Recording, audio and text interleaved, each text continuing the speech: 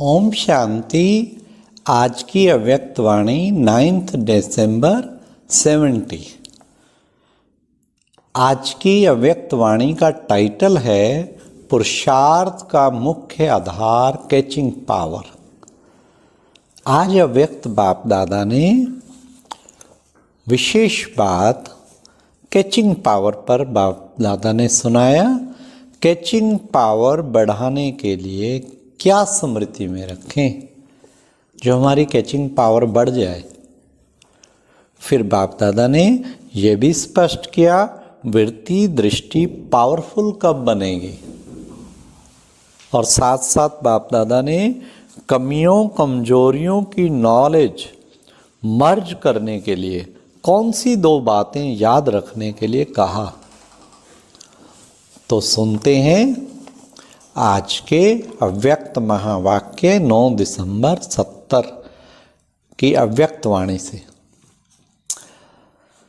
आज हरेक की दो बातें देख रहे हैं कि हरेक कितना नॉलेजफुल और कितना फिर पावरफुल बने हैं।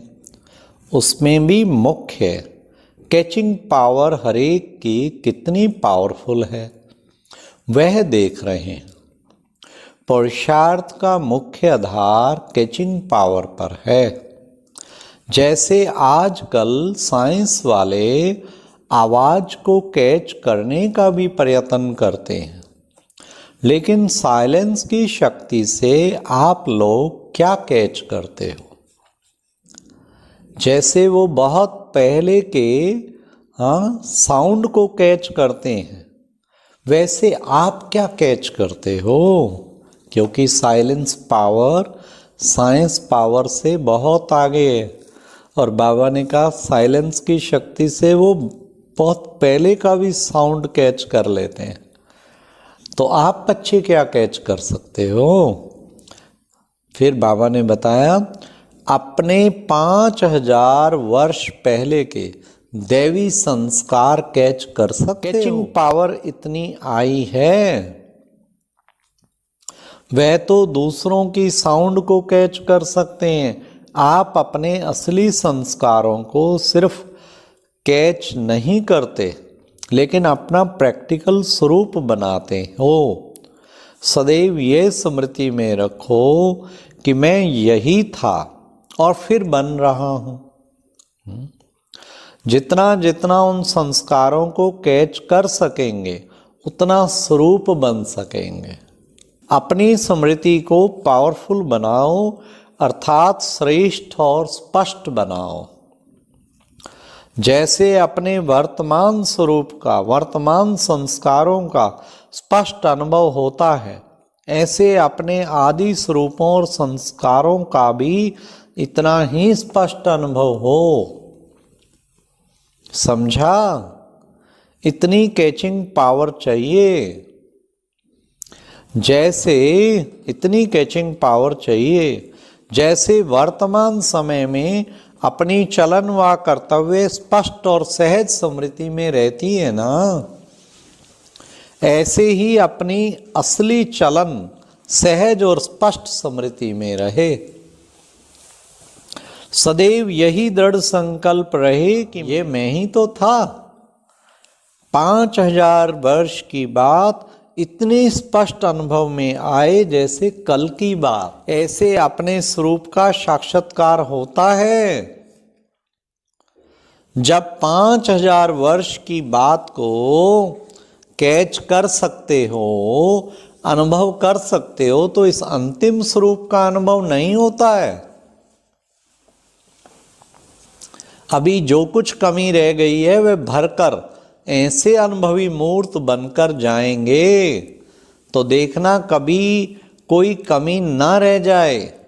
भट्ठी से ऐसा परिवर्तन करके जाना जैसे कभी कभी सतयुगी आत्माएं जब प्रवेश होती हैं तो उन्हों को इस पुरुषार्थी जीवन का बिल्कुल ही नॉलेज नहीं होता। शुरू शुरू में सतयुगी आत्माओं को भी बाबा साक्षात्कार कराते थे, प्रवेश करके वो पार्ट उनका देखने को मिलता था। तो बाबा कहते उन्हें हाँ, यहाँ की कमियों का, कमजोरी कुछ भी नहीं पता होता यहाँ की बातों का।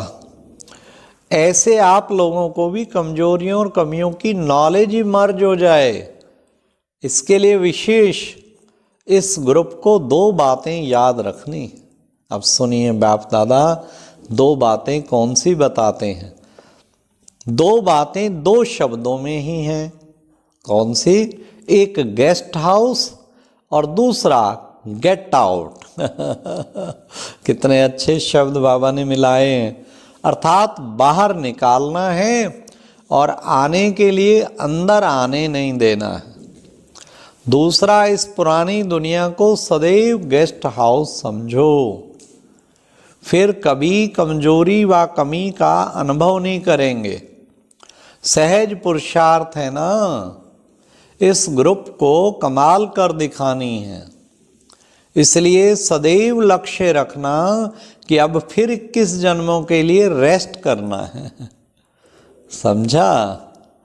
ये बाबा ने कहा सदैव लक्ष्य रखना, अब फिर 21 जन्मों के लिए रेस्ट करना है। लेकिन अभी 1 सेकंड में भी मनसा वाचा कर्मणा सर्विस में रेस्ट नहीं। 1 सेकंड के लिए सोचिए, कितना बड़ी विहंग मार्ग की सेवा पे हर वक्त उपस्थित। दिन भर में चेक करें, क्या मैं 1 सेकंड भी उसके बिना, याद और सेवा के बिना ना रहूं। तो बाबा कहते हैं सर्विस के बिना 1 सेकंड, याद भी में बैठना भी सर्विस है, 1 सेकंड भी सर्विस के बिना ना रहूं। तो बाबा ने कहा मनसा वाचा कर्मणा सर्विस में रेस्ट नहीं, तभी बेस्ट बनेंगे।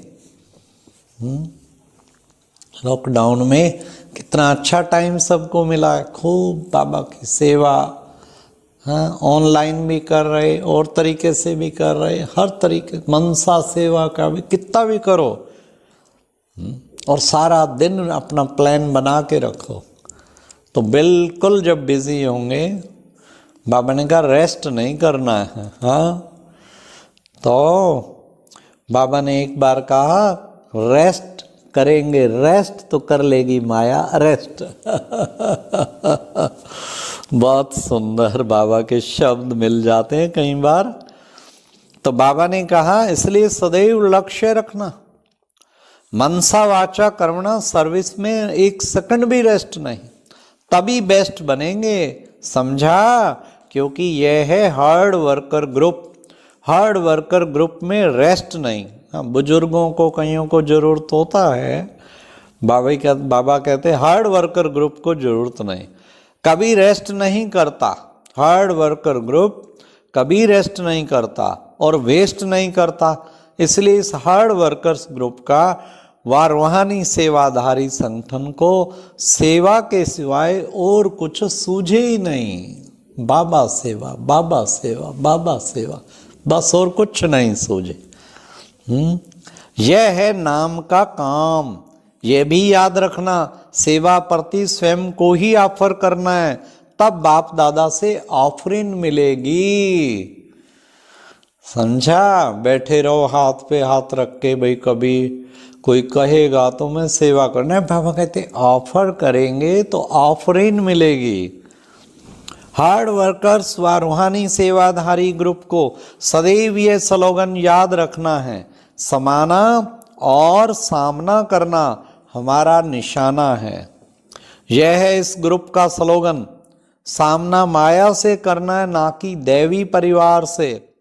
क्या कहते हैं, अच्छा बाबा ने हमें सामने करने की शक्ति दी है, अभी इसको मैं सीधा करता हूँ, ये सामना नहीं करना है। और समाना फिर क्या है? समाना क्या है? अपने पुराने संस्कारों को समाना है। नॉलेजफुल के साथ साथ पावरफुल भी बनना है, तभी सर्विसेबल बनेंगे। अच्छा, तिलक समारोह देख, राज तिलक समारोह याद आता है। थोड़े ही दिन बाकी हैं, फिर राज तिलक मिलेगा। तो बाबा कहते तिलक समारोह को देख, वो राज तिलक समारोह याद आता है। अभी ये तिलक संपूर्ण स्थिति में रहने के लिए, और फिर मिलेगा राज तिलक। वाह, कितना सुंदर वो दिन होगा, कॉरोनेशन डे, जब ताजपोशी हो रही होगी और राज तिलक मिलेगा। बाबा कहते हैं यह तिलक है प्रतिज्ञा और प्रत्यक्षता का तिलक। इतनी पावर है, बाबा कहते इतनी पावर है। रूहानी सेवाधारी ग्रुप के लिए ये खास शिक्षा दे रहे हैं। अपने को जितना अधिकारी समझते हो उतना ही सत्कारी बनो। अधिकारी भी बनो। अधिकारी माना बाप पर अधिकार, मेरा परिवार पे अधिकार, सर्व कर्मेंद्रियों पे अधिकार।